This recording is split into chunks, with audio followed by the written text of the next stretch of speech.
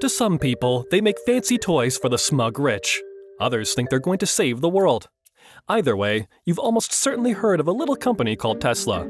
Let's take a look at the story and history behind Tesla. 4. The founding of Tesla. Tesla, TSLA, Get Tesla Inc. Report Inc., was founded in 2003 by the engineers Martin Eberhard and Marc Tarpenning in San Carlos, California. It was originally called Tesla Motors, a name the company changed in 2017. The company was named after the 19th century inventor Nikola Tesla, best known for discovering the properties of rotating electromagnetic fields. His work led to what is known as alternating current, the form of electrical transmission still used today. This was as opposed to the far less efficient system called direct current favored by Thomas Edison. Tesla is historically noted for his significant contributions to electrical engineering and sciences, and in recent decades has become a pop culture icon among engineers. At the founding of Tesla, Eberhard served as its CEO and Tarpenning served as CFO. They launched their company to develop and produce an entirely electric car, in part based on the favorable reaction test markets had to General Motors' GM, Get General Motors Company report, previous electric car experiment the EV1. Although GM only ran this program from 1996 to 1999, producing a limited run of cars that is never released for public purchase, it was generally considered successful from an engineering standpoint. Although Musk has long been the face of Tesla, he did not join the company until 2004. He invested $30 million into the company and became the chairman of its board of directors. Notably, Musk would also help raise money from Google, Get Alpha Incorporated, Class A Report founders Sergey Brin and Larry Page in 2006. Originally, Eberhard and Tarpenning dreamed of building an entirely electric sports car. In 2006, they unveiled the prototype for their Tesla Roadster, which entered production in 2008. With the Roadster, Tesla achieved something that no company ever had. They produced an entirely electric car with practical specifications that could arguably meet consumer needs. Previous experiments in this field had failed because, among other issues, companies struggled to produce a battery powerful enough to keep cars on the road and a cost-effective motor that could fit inside a consumer vehicle and accelerate it to highway speed. The Roadster met those needs. The first model produced in 2008 could travel almost 250 miles on a single battery, with acceleration and top speed compared to many consumer-level sports cars. The Roadster used a standard lithium-ion battery structure common to many electronic devices, and customers could recharge the car in a standard wall outlet.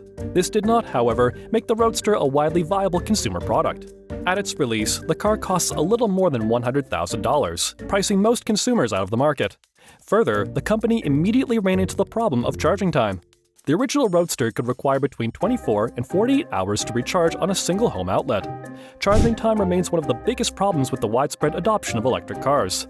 While Tesla has dramatically improved its technology in this regard, to this day, it takes more than an hour to fully recharge one of the company's vehicles, even under ideal conditions. This puts them at a dramatic disadvantage compared to the minutes it takes to refill a car with gasoline. 3. Changing leadership and controversy. During 2008, Tesla also made significant changes to its leadership team. In 2007, Eberhard resigned as CEO of Tesla but remained as a member of the company's advisory board. He was succeeded first by Michael Marc, a Tesla investor who served as temporary CEO. Zeev Drory took over as Eberhard's permanent replacement in November. Drory is often credited with turning the Roadster from a prototype into a viable product. When he took over in 2007, the project had lagged, and much of the reporting on Tesla focused on whether the company could deliver its flagship and only product to market. Drory oversaw the successful launch of the Roadster in 2008. However, shortly before their company shipped its first automobile, Roadster No. 1, to Musk, co-founders Eberhard and Tarpenning left Tesla entirely. Not long after, in October 2008, Musk took over as CEO of the company and fired 25% of the company's staff. This transition did not happen without controversy. Eberhard and Tarpenning alleged that they were forced out of the company that they founded, and in 2009, Eberhard sued Tesla and Musk for issues including libel and slander. He alleged that he had been forced out of the company and that the delays and financial problems associated with the Roadster had been unfairly blamed on his leadership. Eberhard dropped his suit later that same year. 2. Survival in modern times. Despite launching the Roadster, in 2009, Tesla faced significant financial problems. The company had less than $10 million in cash on hand, potentially less than it needed to even deliver on the cars it had already sold. In May of that year, DAIMLER AG DDAIF bought a 10% stake in the company for $50 million. A subsequent $465 million loan from the Department of Energy in June gave the company the working capital it needed to survive. In August of the same year, the company relocated its current headquarters in Palo Alto. The company found a more stable solution for its short-term capital concerns when it went public in 2010. Opening on the Nasdaq at $17 a share, Tesla raised $226 million in its IPO. In 2008, Tesla also announced its first attempt at bringing down the cost of its products, the Model S sedan, which would retail for $76,000, three-quarters of the price of the Roadster. The model phase of Tesla arguably began in 2011, when the company unveiled its prototype of this vehicle. While still a luxury sedan, the Model S was Tesla's first step toward the mainstream consumer market, away from the specialized sector of sports car drivers. The car went into full production in 2012. The Model S was critically successful. It received awards from several automotive and environmental publications and, like the Roadster before, set new benchmarks for what an electric vehicle could achieve. Among other critical advances, the Model S had a range of up to 300 miles and a reduced charging time. By the end of 2012, Tesla continued the production of the Roadster to focus on its new line of sedans. In 2012, Tesla also opened its first freestanding charging stations, called superchargers. It began with 6 locations in California and, at the time of publishing, has expanded to operate more than 1,000 worldwide. These locations offered free charging to Tesla owners, faster than using a common wall outlet. In 2013, the company made its first quarterly profit, and the following year announced its Gigafactory in Nevada.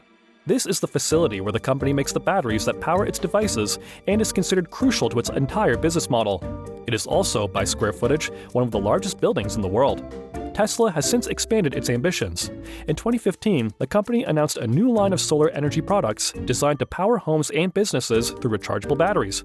By 2017, Tesla had changed its name from Tesla Motors to its current name, Tesla Incorporated, to indicate the new scope of its products. Musk, in several public writings and statements, had said that he would like the company to eventually become an energy solution across many sectors. Continuing its push into the mass consumer market, in 2016, Tesla announced its Model 3 sedan. This would be the company's first car targeted at a mainstream market with a price point below $70,000. Musk, arguably, got overexcited about the release of this product and announced that the company would deliver up to 200,000 vehicles in the second half of 2017, 4 times as many as Tesla actually produced. While Musk has been known for making sweeping public statements, this was the beginning of several postings online that would get him and the company into trouble. 1. Financial and legal troubles. Entering 2018, Tesla faced several difficulties. Missed predictions had led investors to dump the company's stock, and in the middle of 2017, it lost more than 5% of its value in a collapse worth $12 billion. By January 2018, Tesla was producing its Model 3 sedans at a fraction of the rate it had anticipated.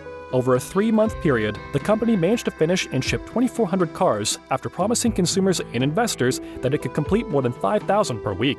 The company claimed that many of these problems came from its supply chain, which required it to inefficiently sort parts from around the world rather than build and assemble the cars in one place. Tesla's production issues paled in comparison to the legal troubles that Musk would create later that year on Twitter. On August 7th, Musk tweeted that he planned to take the companies private at $420 and had secured funding to buy back Tesla's shares.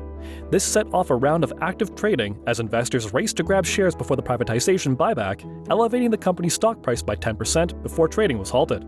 In September, the Securities and Exchange Commission charged Musk with securities fraud based on his tweet, alleging that he had released false and misleading information that drove up the company's stock price. Despite rejecting the SEC's first offer of settlement after Musk threatened to resign from the company, Tesla and Musk eventually accepted terms. Tesla paid a $20 million fine. Musk did so as well and stepped down from his position as chairman of the company's board. He was replaced as director by Robin Denholm, a board member of the company but remains the CEO. The Department of Justice has launched an investigation of Tesla to determine if it misled investors regarding its production capacities of the Model 3. In February 2019, the SEC filed a motion for contempt after Musk published a tweet regarding Tesla's production capacities. This led to an amendment to Musk and Tesla's original settlement, which now requires active oversight of Musk's Twitter account by the company's attorneys.